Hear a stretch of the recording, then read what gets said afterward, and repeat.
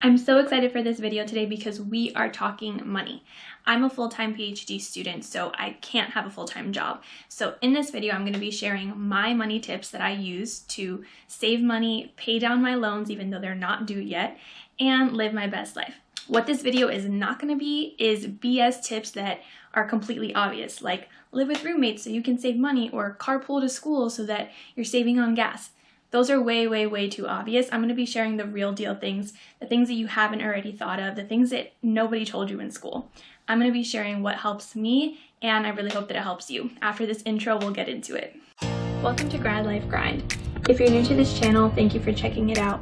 And if you're already a subscriber, thanks for being back again. My name is Ariel, and I'm a PhD student in clinical psychology. And in this channel, I bring you information about the mental health field and talk about my journey as a PhD student. So, as I said in the intro to this video, I'm a PhD student, and that means that I'm spending up to 50 hours a week doing school-related stuff. So, my program does not allow me to work full-time. There's just not enough hours in the day. And my program actually has a limit on how much we can work part-time. So that limit is about 20 hours per week, which I honestly don't even think is feasible because the PhD can take over your life. But most importantly, I'm going to be sharing tips that are related to passive income, money that you can make doing little to nothing. And perhaps even more importantly, I'm going to be sharing things that aren't going to take you too much time. And if you're a grad student, if you're any student, if you're just a human, I know that you don't have time to be spending doing additional things that aren't worth it. Lastly, this is not a video about how you can fully fund your PhD or how to pay your tuition and rent using, little extra streams of income. This is going to be a video that'll just help you save a little extra money or take a little bit less out in loans or pay your loans as you go. This is not how to fund your PhD because that's a whole other animal. Finally, I am not a financial advisor. These are just the things that I have found helpful, and I'm sharing them with you because I think they can help you too. So let's do this. The first thing you need to know is that my program is 5 to 7 years and it is not fully funded. It's a private institution, so I pay most of my tuition out of pocket or using loans. I also have a loan to cover my living expenses, which is a lot of money when you think about it. And if you're wondering how you're going to pay your PhD, or if you're thinking of applying to programs that are not fully funded and you're like, how do people do this? Let me give you a really quick breakdown. So I applied for loans, one for tuition, one for living expenses. They get approved, they come from the federal government, and then my school takes their portion out at the beginning of each quarter. Since we're not on a semester system, it's quarterly. And then after they take out their portion, they give me a small piece of my loan for living expenses each quarter. So I get one in September that's supposed to last me until December, and then I get another in January, and so forth. So I'm getting a chunk every few months that's supposed to last me for the next few months. Now, every loan is different and the terms of your loan may be different than the ones that I have, but one of the things that I like to do is I take a certain amount and then whatever I do not use for my living expenses, I give it back. And that is way more useful than having it sit in the bank when it doesn't belong to me and it's accruing interest. So there are a lot of different philosophies. I know some students who don't care. They just keep whatever they don't use in case they need it later. And that's totally fine. No judgment there. But one of the ways that you can reduce your loan amount before you're even due to start paying them is by giving back what's not needed. So let's just say, random numbers, you get $20,000 for September to December and you only use 15. If you pay that $5,000 back, it's considered a reduction in the principal, which is the amount you borrow. So if you pay that $5,000 back because you're not using it and your loan was originally 50 grand, now you're down to 45. So when you're accruing interest really by the day, you're accruing it on a lesser amount. So my number one tip for those of you who have loans and you're not using the full amount is pay it back. It's going to help you in the long run. It's not going to help you at all to keep it in the bank, and it's definitely not yours. So the next question is, what if I do need all that money, Ariel? What am I supposed to do? I can't give back money that I need. Correct. Now that leads me to the most important tip is, where are you holding that money? So a typical savings account for most banks is less than 1% interest per month, which is very little. The most important thing that you can do right now is open a money market account. And I'm not going to go crazy getting into what that means. I'm not your financial advisor. You can look up on your own money market account rates. And basically what will happen is it's a savings account just like any other that accrues more interest than the typical traditional ones. So if you get a disbursement at the beginning of the quarter for $15,000 and you're not going to use it all immediately, you can put it in this special savings account called a money market account. Let's say the interest rate is 1%. You're gonna get a little bit monthly in interest for just holding your money there. And every month you'll just pull out what you need to pay for your rent or your other expenses, and you let the rest sit there. That's one of the ways that I've been able to save money and make money using money that isn't mine. So I put my loan disbursement, the big lump sum, into this money market account each time I get a disbursement, and I just take out what I need each month. And after taking out what I need each month, I also take out what I didn't need, pay it to my loans, and then the money that sits there is growing interest. And each month I'll get, $15, $20, depending on the interest rate and the amount you have in there. You're growing money that you're borrowing. So 10 out of 10 recommend that. That's tip number 2. Look into money market accounts and find the best interest rate for your area. So let's just say that you don't have loans, or you're already paying money towards your loans each month, and you don't have that much money in the bank, so you think it's not worth it to have a money market account. Fine. How do I save on the money that I do have? How do I reduce my expenses? Okay, so there's a couple of ways that I do this. And the big word here is cashback. So there's a number of ways to earn cashback, and I'm gonna hook you up really, really well. So the number one way to earn cashback is using a cashback credit card. So I use a card called Discover It by Discover, and I get 1% cashback on all of my purchases, and then I get 5% cashback on select stores every quarter. I'm gonna break this down. So let's just say I spend $100 a month using my credit card, and I get 1% cashback. That means that I will get $1 in rewards that month because I'm making 1% cashback. Now, I don't know about you, but I spend way more than $100 on my credit card. So I get 1% back on whatever I spend, and those rewards can be used to either transfer money to my bank, or what I do is pay it towards my credit card bill. So let's just say I spent $1,000 and I got $10 sitting in my rewards. I can pay that $10 towards my bill for the next month. That's one way. 1% cashback isn't a lot, but there are a lot of credit cards that have higher cashback. Now, the card that I use does 5% on select stores every quarter. So for one quarter of the year, they do 5% cashback on grocery stores and gas stations.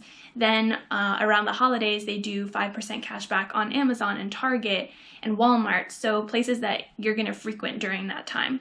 So getting 5% back on something like gas or groceries is really gonna add up, and then you can use that reward money towards your bill. So you can also get any other cashback credit card. You can look up the ones that are best for you. If you just search in Google best cashback credit cards, I'm sure you'll find a ton of options, and there will be articles breaking it down for you, and you can pick what's right for you. Like I said, I use Discover It, and I can put a link in the description for this video in case you want to check out the card that I use. And that's one of the ways that I get cashback. Now, there are also a bunch of other ways. The other ways that I get cashback are through apps. So I use an app/website called Ebates. I'm obsessed with Ebates. I tell everyone about it. So the way that it works is it's kind of like a search engine for places that you would shop online. So first you open Ebates, and then you type in Amazon, and then it reroutes you to Amazon. But because you went through Ebates first, you'll get a percentage back on your purchase from Amazon. Now, let's say the next time I decide that I'm gonna shop at Macy's, and I look on Ebates, and Ebates is offering 10% back on your purchase at Macy's. Cool, so I type Macy's into Ebates, they take me to the Macy's website, I get all my things, I check out, my order ships, and then Ebates is like, cool, I'm gonna give you 10%. And Ebates keeps track of your earnings or your cash back in their app on your Ebates account, and then each quarter they'll either send you a check or they'll send you the money by PayPal. So this is something that also adds up, and you get money every time you refer someone, so that's awesome. I'm gonna have the link to Ebates in my description for this video as well. Ebates is the best way to make money on stuff that you were already gonna do, because you were already gonna do that online shopping. For the holidays, it saves me so much money because I do Cyber Monday or Black Friday shopping online, and I just do everything through Ebates, and I can get up to $100 just buying gifts for people. And then when that money hits my account, I can use it towards my bills in the future. So I told you that cashback was gonna be a big one. The other app that I use is called Ibotta. And Ibotta is basically a grocery app. The way that Ibotta works is that they offer cashback on certain brands and certain items. So let's just say before you go shopping at Walmart, you open the Ibotta app and you're like, I'm gonna buy shampoo. And so you look under Walmart's deals on Ibotta, and you see that they're offering, $5 cash back on your Pantene, and you were already going to buy that, so you're like, cool, and you it's almost like clipping a coupon on the app. And then you go to Walmart, you buy your Pantene, and then after you shop, you just take a picture of your receipt in the Ibotta app. They'll see that you bought the Pantene, and then they'll give you $5. And you can pull out that $5 on PayPal or Venmo or any other way. Once you hit $20 in Ibotta, you can cash out. So it's super easy to use. This is another one of the ways that you can get a little bit of money back on the things that you were already gonna buy. So if I know that I'm gonna go and buy a certain brand of yogurt or a certain brand of milk and I see that they have a deal, I just click on it, I save it for later, and when I'm done with my purchase, I scan the receipt, they register that I bought the thing they're offering a deal on, and then I get my cash back. Now, this is not something that you're gonna make millions of dollars on. Sometimes it's 10 cents, sometimes it's 50 cents, sometimes it's $1, depending on the items that you're buying, but it adds up. So I've made over $100 on Ibotta, and I just cash out once I reach a certain amount. Right now, I think I have like $30 or $40 sitting there, and I haven't cashed out because I don't really need the money. But whenever I do, I know that I can just transfer it to my PayPal. So I love Ibotta. I'm also gonna have the link to that in the description. And these are just my suggestions. You don't have to do these. I'm not getting paid to promote these in any way. I wish that I was. But these are the things that are really easy. You just scan through the app before you go grocery shopping. When you get back, you scan your receipt, which takes 2 seconds, and then you might get a couple of dollars. Like, why not? So credit cards that do cash back are basically money for anything that you spend. Ebates is cashback for online shopping, and every store has a different percentage back because Ebates works with all those companies to decide what percentage they're going to offer. Ibotta is mostly for like grocery stores or places like Target. And then we have FetchRewards. So FetchRewards is another app that I use, and it allows you to scan receipts and you can earn points on basically any receipt. So I used to think that it was just for grocery stores and that you would get points for just your grocery purchases, but then I found that I can literally scan like a restaurant that I went to and I'll get points. So the way FetchRewards works is you scan your receipt, you get a certain number of points. Once you hit a certain number of points, you can cash out for money, and you can get a Visa gift card or an Amazon gift card or whatever gift card. And again, this is not something that you're gonna like triple your income scanning receipts. That's ridiculous.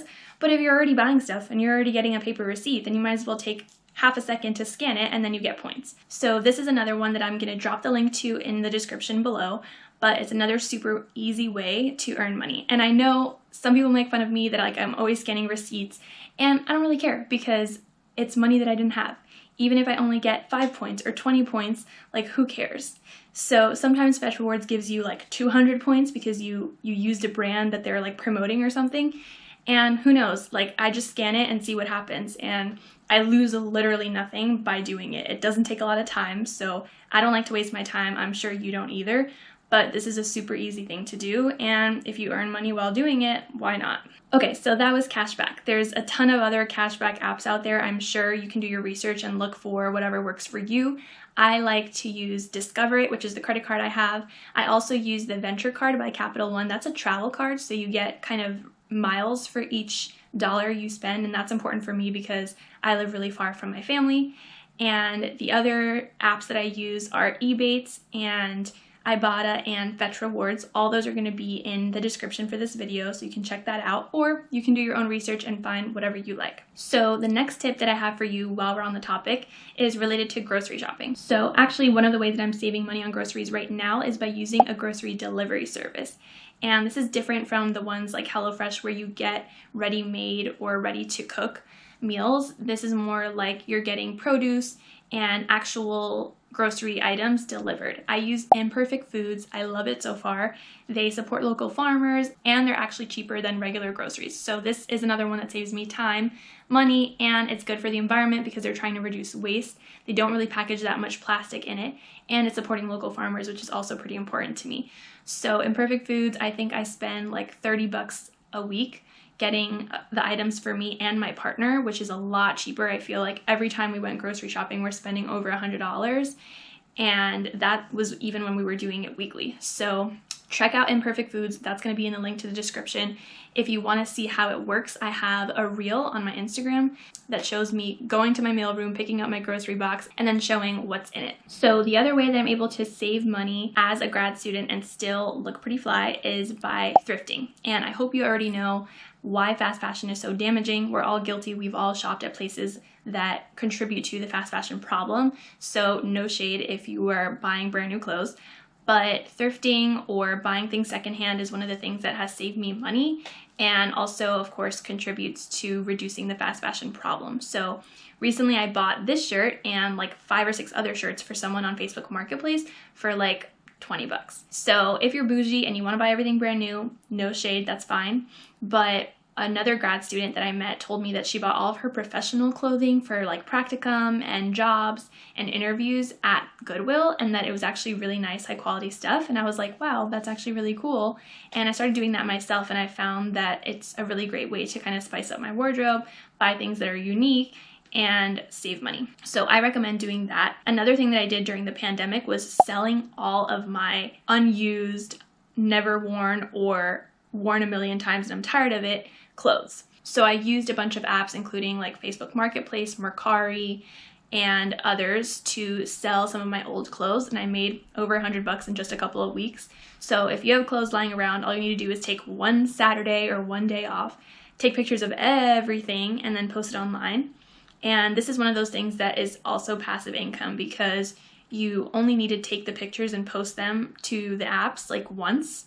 And that takes time initially, but then after you've done that, the items just sit there and people will message you when they want them. You print out the shipping label and then you send them out and you get paid. So I really recommend reselling your stuff if you can, if you have things that you don't need. If you haven't worn something in over 6 months, you probably can make money selling it. So that's another thing that I recommend. That's kind of a little bit of a side hustle, and it may take a little bit more time, but it's another thing that I do to make extra cash. Now, another way that I make extra money rather than saving money as a grad student with no full-time job is by investing. Now, like I said, I'm not your financial advisor. I'm definitely not equipped to teach you how to invest your money, but I use an app called Robinhood. I know that there are a ton of other platforms where you can do trading, but Robinhood is a really good starter app, and it helped me learn the very, very, very basics of trading. And I basically just learned by practicing, trial and error, and now I'm able to make a fair amount of money every month. And I don't want to get into the recommendations because I know that on YouTube you can search how to start investing, what to invest in, how to make money investing. Like, you can figure that out on your own. But I just want to say that if you have money lying around, which not everyone does, even if you have $50, you can start investing. And it's something that you have to learn by trial and error. It's something that you have to be willing to take a little bit of a risk doing, but I think it's really, really worth it. And I think the younger you start, the better. I started when I was like 21, now I'm 23, and it's going really well for me after I had a little bit of a learning curve when I first started. And when you sign up for Robinhood, you get a free stock just for downloading the app. So you don't even have to spend any money to start. So I'm going to have the link to Robinhood in the description for this video as well. All you have to do is download the app and you will get a free stock. And it's a surprise stock. You don't know which one you're going to get, but you could get something that's worth a lot of money. Like, if you get 1 share of Apple, that's amazing. So what I love about Robinhood is that it's easy to use. You don't need a lot of money to get started. I think I literally started with like $50 or $100 because I was so scared of investing. So if you're in that position, I completely get you. And over time, I've been able to put more money in, learn the ins and outs, and really make an extra income from this. So I definitely recommend starting that, and if you have the time, learning how to invest and get good at investing. So I hope you've been taking notes, because I've shared way more tips than I even planned to, because as I'm talking about it, things are coming into my head. The next thing is different types of benefits that you can get based on your status or income. Now, my program required me to get health insurance in order to enroll in the program, and a lot of private universities do the same.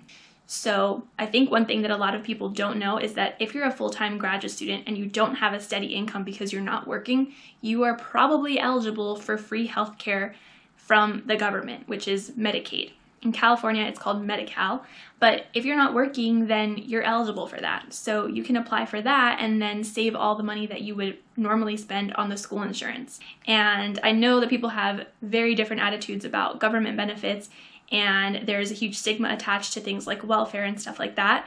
But I think everyone should have free healthcare, and I have no shame about getting healthcare when, number one, it should be free, and number two, I'm eligible because I can't possibly work during this program. So if you think that you might be eligible, You lose nothing by checking out the website in your area and figuring out whether you are eligible for free healthcare in your county or state or wherever you are. I'm speaking only for the US, so this is something to look into. The other potential benefit that a lot of graduate students are eligible for is food stamps or EBT. I'm currently not eligible for that, but a lot of times if you're not working and you're a full-time student, so your income is basically zero, you're also eligible for food assistance. And in most states, it's in the form of a card. It's kind of like a debit card. You can use it at any grocery store. And depending on where you live, you can get a few $100 for groceries, which is one of the biggest expenses for people. And that makes sense because groceries are expensive. So if you can save, $100 or $200 on groceries because you're using food stamps, then definitely do that. Check out what the requirements are in your area, find out if you can apply, and there's absolutely no shame in getting something that you're eligible for. So it's a government benefit for a reason. It's not forever. And like I said, it's not something that you're gonna live off of. You may still need to pay some money for your groceries out of pocket, but if you can get the help, why not? And I think that there is a little bit of shame or embarrassment around that, and I don't think that there should be. If you're a graduate student, you're going to school so that you can give back to the world using that knowledge. So you will more than make up for the money that you're receiving from the government throughout your career. And lastly, speaking of benefits, I want to talk about part-time jobs. So if you are able to work a part-time job while you are in school, awesome. What you should do and what I recommend is finding a job that also has additional benefits. So I work at my local gym, and that gets me and my partner a free membership, which saves us a ton of money every month and a lot of money annually. So if you can work a job where you can get a discount on something or a benefit of some sort, then definitely look into those opportunities. So working at the gym has been a major benefit to me. I've heard that other students work at a restaurant, so they get free food or they get to take home leftovers. That's a great one. And there's lots of different jobs where you can get discounts that will serve you in increasing your savings or reducing your expenses. So if you're thinking about getting a part-time job, think about whether you can apply to places that can benefit you in some way other than just your paycheck. And if you already have a part-time job and you're not getting these kinds of benefits, then maybe you want to consider finding a job that does have these benefits. So, like I promised, I have dropped so many gems for you, from cashback and credit cards, different apps you can use, investing, things that you might be eligible for, like food stamps and health insurance. I have given you all the things that you probably didn't know about or didn't know if they were worth your while. I promised that I wasn't going to give you ridiculous tips like carpooling or, don't buy your textbooks because you don't need to read them. That's crazy. I wanted to give you things that were actionable, things that you can click the link right now and do, things that you can Google right now and learn how to do. I wanted to provide you with the things that I actually use or that people I know use in order to save money. And if you're wondering whether anything that I mentioned in this video is worth doing, I want to tell you that using a combination of all of these tips, I was able to pay down $10,000 of loans in my first year, in addition to saving some money on my own.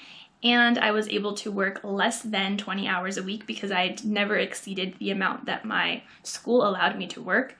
And I also was able to get almost all A's in my classes. So it's doable. It's doable to do student work full-time and work a small part-time job that helps you save money. It's doable to get involved in investing and different apps that'll save you money or earn you money here and there. You can do this. So if I could do it, you can do it, and I really hope that you'll check out one or more of the things that I recommended in this video.